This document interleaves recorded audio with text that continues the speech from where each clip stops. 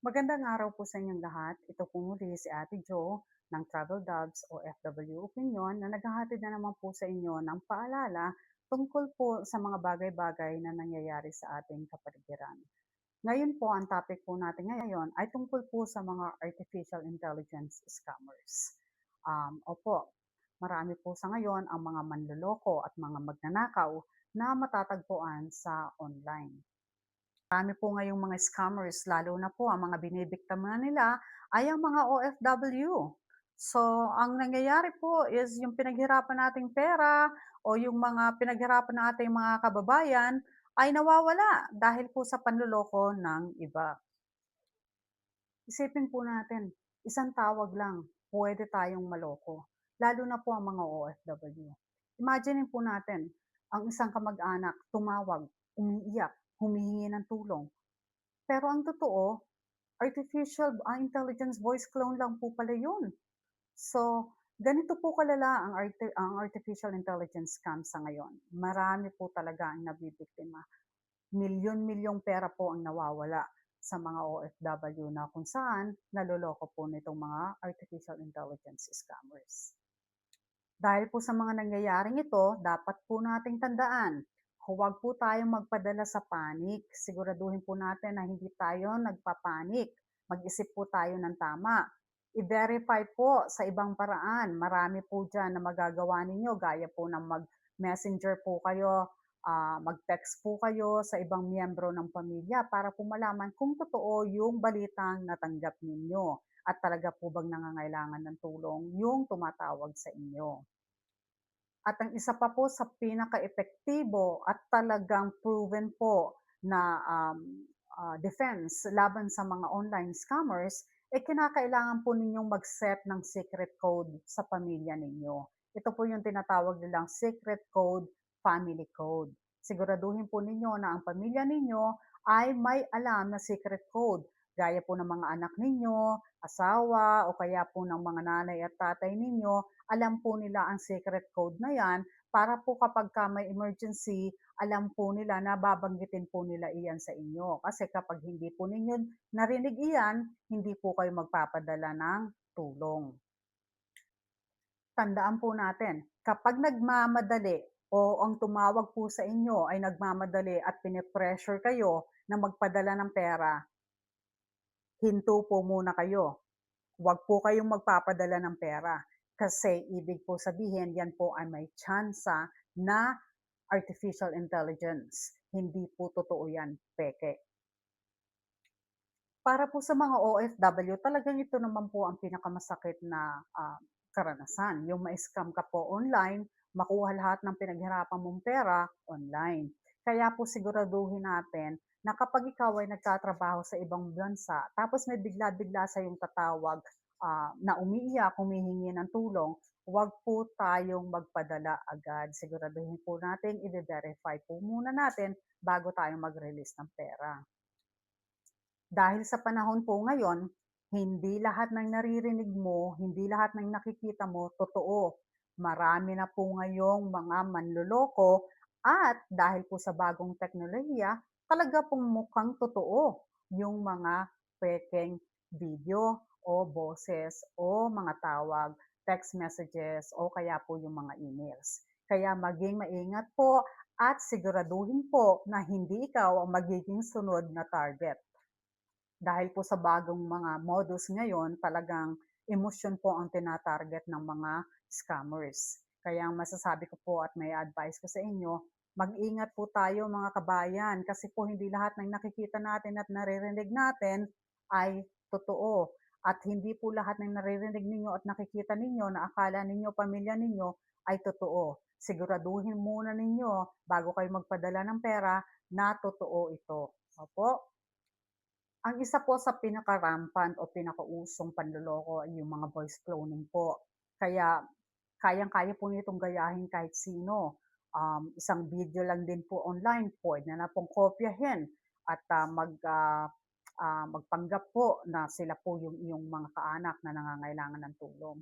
Kaya napakahirap po ng sitwasyon ng OFW dahil kahit sino po tina-target dahil sa mga perang kinikita nila. Sabi nga po natin, Paano maiiwasan na maging biktima ng artificial intelligence scammers? Narito po mga practical at mga madaling sundan na gabay para po maiwasan ang pagiging biktima ng artificial intelligence scam.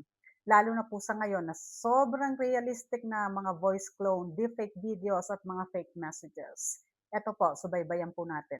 Alamin po natin, ano po ba yung mga karaniwang artificial intelligence scam na nangyayari ngayon? Unang-una po ang voice cloning scam. Tatawag na parang kaanak o boss mo, yung pala fake. Pangalawa naman po yung tinatawag nilang deepfake videos. Ito po yung mukhang legit na tao, yung pala artificial intelligence. Meron po yung mga tinatawag na phishing messages. Ito po yung mga sobrang realistic na email o kaya po yung mga text messages. At meron din po yung mga tinatawag na fake investment schemes. Ito po yung mga celebrity endorsement kunwari, yung pala peke. Heto po yung mga matibay na paraan at talagang proven na paraan po para hindi tayo maloko. Ito po ay unang-una, huwag agad magtiwala sa tawag o sa kahit na anong video. Siguraduhin po natin na kapag may tumawag ng emergency at humihingi ng pera, i-verify po muna natin ito gamit ang ibang paraan gaya po ng chat o iba pong number na inyong matetext o inyong makakapag-inquire po kayo kung talagang totoo po ba yung nangyari o nangyayari. Ang pangalawa naman po, mag-set ng family code secret. Sabi ko nga po kanina, family code secret word. Yun po ay talagang napaka-epektibo. Marami na pong gumagawa niyan ngayon kung saan nagsiset po sila ng family word secret para po kapag may mga tawag na ganyan, sinisigurado po nila na legit ito at saka talagang mga kamag-anak nila at hindi peke. Kasi po, alam po nung nasa kabilang linya kung ano ang family secret word nila. Kaya po sasabihin ninyong mabuti sa inyong mga kamag-anakan, huwag ipagkakalat ang inyong family secret word. Ang pangatlo naman po, iwasan na mag-post ng mga malinaw na voice recordings. Kasi po, itong mga malinaw na voice recordings, ito po yung ginagamit ng mga scammers para po ma-voice clone nila yung inyong mga kamag-anakan. Lalo na po kung ginagamit niyo yung mga clone, mga voice na ito para po sa mga public profile ninyo. Mag-ingat po dyan kasi kayang-kaya po nilang igayahin yan o kopyahin. Ang pang-apat naman po ay ang mga links at emails. Kapag ka mukhang legit po yung natanggap ninyong email o kaya po yung mga text messages na natanggap ninyo, siguraduhin po ninyo muna ang tatlong bagay. Unang-una po, siguraduhin ninyo na ang mga email spelling ay tama. Pangalawa po, siguraduhin ninyo na ang mga URL na ginagamit ay talagang tama din po. Kasi po, meron pong mga peke na email at text messages na matatanggap ninyo. At malalaman po ninyo kung ito ay peke kapag minsan po mali ang spelling ng email at saka kung minsan po yung mga URL nila napakahaba, ang daming mga extra letters. Tapos dapat po makikita ninyo doon ay sa halimbawa po galing sa bangko ninyo, Bangko de Oro, dapat po talagang Bangko de Oro. Hindi yung Bangko de Oro tapos ang dami-dami pong numero o letters na nakalagay doon. Kasi pagka may mga extra letters po doon, ibig sabihin po, peke po yun.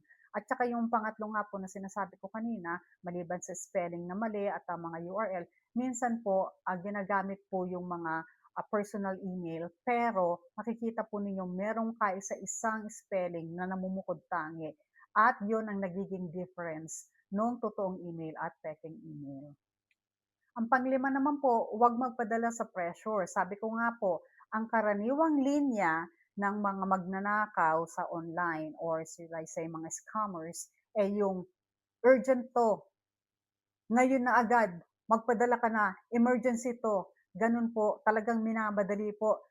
Ayaw po nila kayong magkaroon ng pagkakataong makapag-isip o makapag-inquire. Kaya pag mga ganun po ang mga tema o pagsasalita ng inyong mga kausap sa telepono, ibig po sabihin malaki ang posibilidad na yan po ay scammer. Ang pang-anim naman po, siguraduhin po ninyo na gumagamit kayo ng two-factor authentication o 2FA. Kasi po kapag may extra layer na seguridad ang accounts mo, hindi basta-basta ito magagamit o mabubuksan ng mga scammers. Kaya po, again, gamitin po natin ang two-factor authentication. Ang pangpito naman po, huwag basta mag-share ng personal info.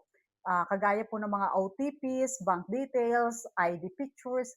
Basta-basta po, yung iba kasi kapag ka natanong, masyado pong tiwala. Kaya ang may advice ko po, huwag niyong basta-basta ibibigay yung mga personal details na yan. Kasi po, magagamit po yan para maloko ang mga kamag-anakan ninyo o kayo mismo. Ang pang-siyam naman po, gumamit po ng reverse image o video search para malaman po kung kinopya lang yung mga content na naririnig ninyo. Ang pangwalo naman po, i-check kung talagang totoo o kaya edited yung artificial intelligence video.